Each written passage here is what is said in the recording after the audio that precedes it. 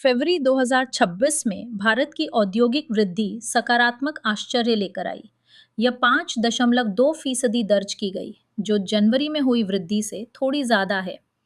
पिछले साल के नवंबर और दिसंबर को छोड़ दें तो फरवरी का औद्योगिक प्रदर्शन, जैसा कि औद्योगिक उत्पादन सूचकांक आईआईपी ने नापा, तकरीबन 2 सालों में सबसे अच्छा रहा।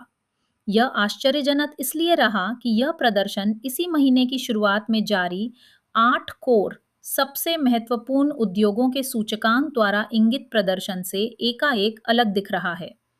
8 कोर सेक्टरों कच्चा तेल, प्राकृतिक गैस, रिफाइनरी उत्पाद, कोयला, उर्वरक, इस्पात, सीमेंट और बिजली में संयुक्त वृद्धि फरवरी में घटकर 2.3% रह गई, जो जनवरी की वृद्धि दर की लगभग आधी है। आईआईपी में इन कोर सेक्टरों का भार लगभग 40% है, लिहाजा उम्मीद थी कि ये आईआईपी को भी नीचे ले जाएंगे। फिर भी कुछ और घटित हुआ। इसकी यही मतलब निकलेगा कि कोर से बाहर के सेक्टरों ने अच्छा प्रदर्शन किया।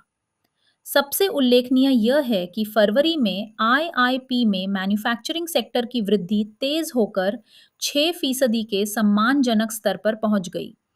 पूंजीगत सामानों कैपिटल गुड्स के सेक्टर में वृद्धि तेज होकर 28 महीने के उच्चतम स्तर 12.5% पर पहुंच गई। वह भी पहले से 8.1% के मजबूत आधार के बूते। ये श्रम और पूंजी के लिए अच्छे संकेत हैं। ज्यादा चिंताजनक बात यह है कि उपभोक्ता मांग के कुछ तत्व उल्टी दिशा में जा रहे हैं।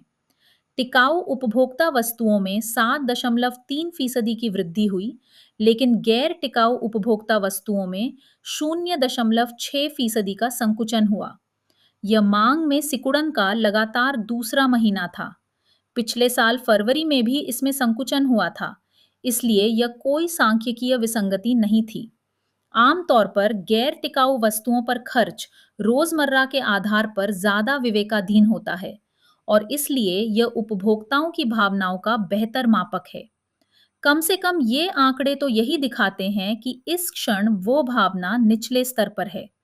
यह राष्ट्रीय लेखा आंकड़ों की नई सीरीज से भी मेल खाता है, जो जीडीपी में घरेलू खर्च के सिकुड़ते योगदान को दिखाता है।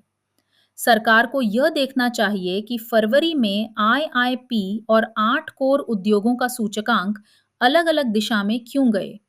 ये दोनों सामान्यतः आपस में बहुत ज्यादा जुड़े हुए हैं और इसलिए दोनों के बीच भिन्नता तुरंत गौरतलब है।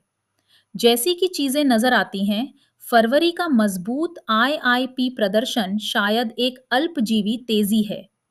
पश्चिम एशिया संकट पहले ही अर्थव्यवस्था पर असर डाल रहा है।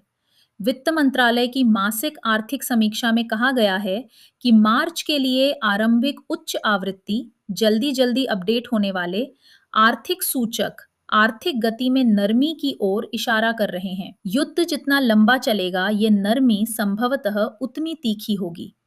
एक सकारात्मक चीज यह है कि जिसे नापा जा रहा है वो निराशाजनक साबित हो सकता है, लेकिन इसे जिस तरह नापा जा रहा है उसमें जल्द सुधार होगा।